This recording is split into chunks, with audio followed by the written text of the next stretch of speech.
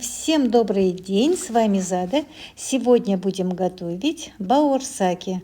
Для начала сделаем опару.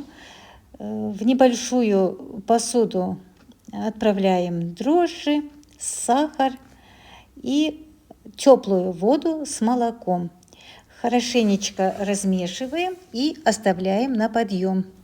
Затем берем глубокую миску, наливаем туда теплое молоко с водой, немножечко соли добавляем, сливочное масло, яйца, сметану любой жирности и нашу опару готовую.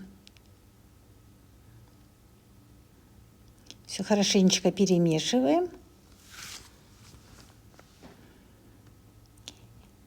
И уже заранее в просеянную муку вводим постепенно и начинаем замешивать не тугое, я бы сказала прямо липкое, мягкое тесто. Тесто не должно быть забитым мукой. Оно должно получиться тягучее и очень мягкое. Вот как на видео. Вот. И если надо будет, слегка будем присыпать мукой и собирать наше тесто. Вот так. Все, тесто готово. Накрываем крышкой или пленкой и оставляем так на столе, на подъем. Тесто наше поднялось, и мы должны перемять его. Чтобы сильно тесто не прилипало к рукам, руки можно намочить. Вот так вот мы 2 раза должны перемять тесто, чтобы наши баурсаки получились воздушными и пышными. Вот. Ну, слегка, конечно, будем присыпать мукой. Вот слегка. И ставим еще подниматься. Все, тесто поднялось 2 раз. Теперь уже, смотрите, оно такое эластичное, уже не совсем прям прилипает к рукам. Все, оставляем на 3-й раз на подъем. Тесто поднялось, присыпаем поверхность мукой обильно и выкладываем тесто наше. Теперь его надо аккуратненько, не всей силой, а аккуратно слегка раскатать. Толщина должна быть сантиметр, а то и 1,5 сантиметра, но не тоньше. Вот. И вырезаем кругляшки любым приспособлением, что есть под рукой. Вот, видите, вот толщина должна быть вот такой, как на видео.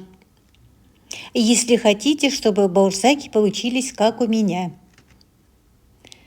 Поверьте, они получаются очень воздушными, вкусными, мягкими. Вот попробуйте так приготовить по моему рецепту. Вот кругляшки мы вырезали. Теперь с остатков теста мы заново раскатываем пласт, также толщиной где-то сантиметр, 1,5 сантиметра, и вырезаем. Вот как показано на видео. Просто квадратики. Ну, обычно мы такие печем баурсаки, а круглые на праздники.